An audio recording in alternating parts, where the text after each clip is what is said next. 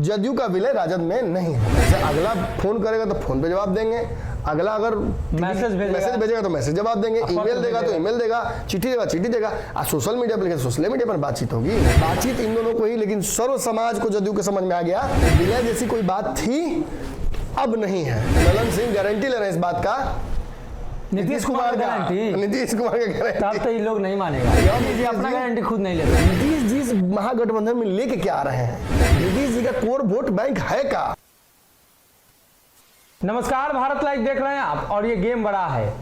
पर्दे के पीछे की कहानी बताएंगे जदयू के और राजद के अंदर, और उन दोनों दलों के विलय को लेकर जो लंबे समय से चर्चा है उस पर भी चर्चा करेंगे।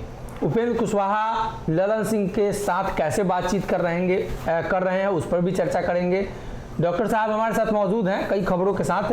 डॉक्टर साहब, पहली खबर तो यह है कि उपेंद्र और ललन में बातचीत शुरू, और दूसरी खबर बहुत अच्छी बात है, शुभ संकेत है, शुभ संकेत है। और दूसरी खबर यह है कि विलय वाला फाइनल हो गया है।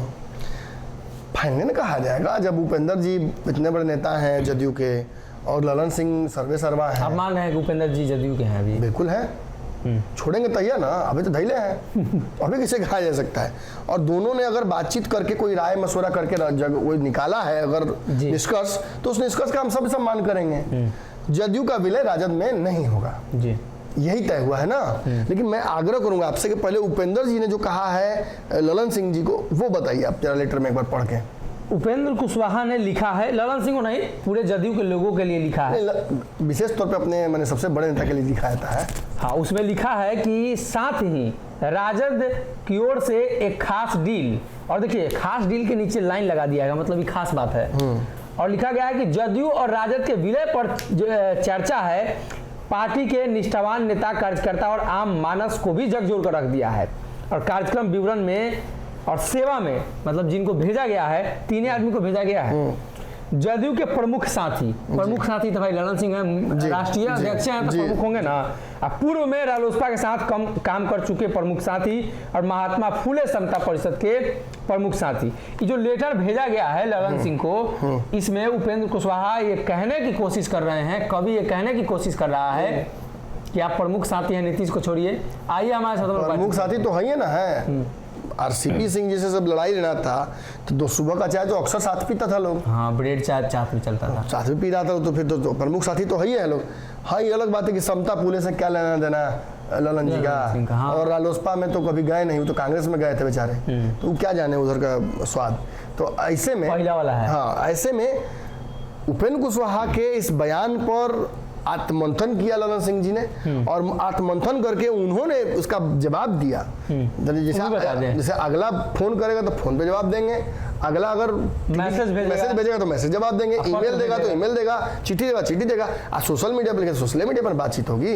सार्वजनिक संपत्ति है दोनों व्यक्ति, और फिर अगर बातचीत सार्वजनिक रूप से कर रहे हैं तो जवाब क्या दिया है ललन सिंह ने, ये बताइए। देखिए, ललन सिंह ने भी अब जवाब दे दिया है। ललन सिंह उपेंद्र कुशवाहा के इस पत्र को टैग कर रहे हैं, और जब टैग कर रहे हैं मतलब ये साफ है कि ललन सिंह भी ये जानते हैं कि उनकी क्या मंशा है। और खास नहीं, इसका मतलब ये भी है कि चिट्ठी रिसीव हो गया है।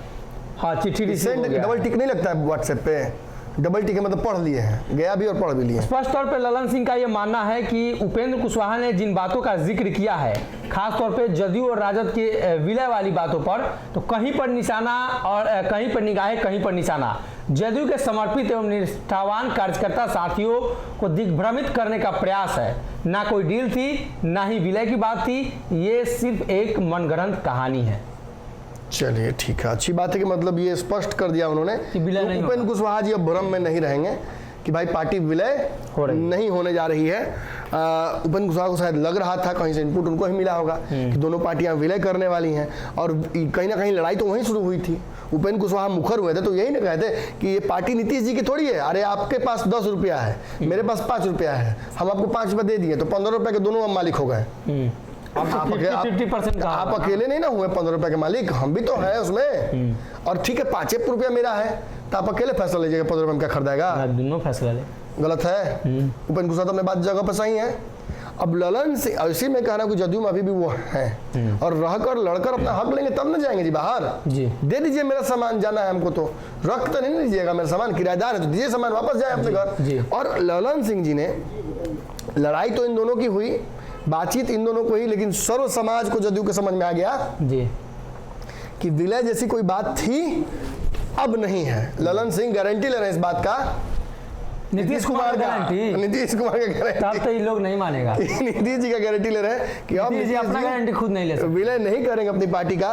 विलय करने के लिए बचा भी क्या है, मैंने कहने का मतलब कि 15 रुपये आप गवा दीजिए, उसको फिर कहिए कि अब विलय गया है, तो संभव नहीं ना है। तो शरीर विलय हो सकता है ना, वो हो सकता है, उसके लिए तो हमेशा तैयार है। और ठीक है, मैंने तो पंचनामा में पूछा है कि भाई नीतीश जी इस महागठबंधन में लेके क्या आ रहे हैं, नीतीश जी का कोर वोट बैंक है क्या, हम ये जानना चाहते हैं आज के डेट में। तेजस्वी का वोट बैंक को खराब करेंगे, उसमें तो बुरा उन्होंने पारंगत हासिल कर लिया है, A to Z ध्वस्त कर ही दिए, 2 मंत्री हटा के सीट छीन ही लिए हैं। कई विधायक जो तेजस्वी यादव कोटे के हैं उनको बेचैन धर लिया है कि मैंने अब मेरा सीट भी जदयू छीन लेगी तो हम कहाँ जाएंगे, तो वो भी अपना रास्ता खोज रहे हैं इधर उधर, कहाँ खोजेंगे खुद ही समझिए आप। महागठबंधन में तो निश्चित तौर पर एक सीधा जी लड़ाई होगी, निश्चित सीटें ही मिलेंगी, 19 सीटों में ही लड़ाई हो कर लेना है, तो भाजपा में खोजेगा। महागठबंधन और भाजपा के बीच एक जो पाइप है, पाइपलाइन, पिछला बार भी उसी में घुसेंगे। पिछले बार भी 2 यादव नेता भाजपा के मिलकर कई यादव MLAs को RJD कोटे से पटना में अलग अलग जगहों पर मुलाकात किए थे जी, नाम नहीं लेंगे, उस समय नाम लिए थे हम। कई लोगों ने राजामंदी दी थी, कई लोग कहते हैं हम नहीं थे, याद है हमको। और वो खबर फिर पुख्ता हो सकती है जी। जदयू के लोग संपर्क में है ना भाजपा के, उपेंद्र कुशवाहा ने कह दिया ना कि जितना बड़ा नेता है उतना संपर्क में भाजपा के है, और उपेंद्र कुशवाहा के जाने की वजह से इधर नीतीश कुमार का काम बिगड़ा भाजपा के साथ जी। और आज दोनों नेताओं के, बड़े नेताओं के, जदयू के आपस में बातचीत के बाद मंथन यही निकला कि जो पार्टी है उसका विलय नहीं होगा, और निश्चित तौर पर कार्यकर्ताओं के बीच जो मैसेज जा रहा था बार बार कि भाई नीतीश कुमार राजनीति समाप्त कर लेंगे, जदयू राजद में मर्ज हो जाएगी, तो शायद जो गलती उपेंद्र कुशवाहा से हुई थी वो गलती नीतीश कुमार नहीं करेंगे।